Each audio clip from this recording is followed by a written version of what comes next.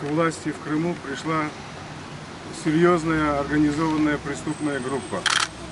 В эту преступную группу в данном случае входят и сотрудник ФСБ, который выкопал эту информацию, и сотрудник ФСБ, который является следователем, и сотрудник ФСБ, который является экспертом, и несколько работников прокуратуры, которые составляли обвинительное заключение.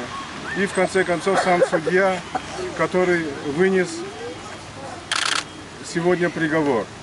Я в шутливой форме еще сегодня утром, комментируя предстоящий суд, говорил, что ему ничего не остается, кроме как вынести оправдательный приговор.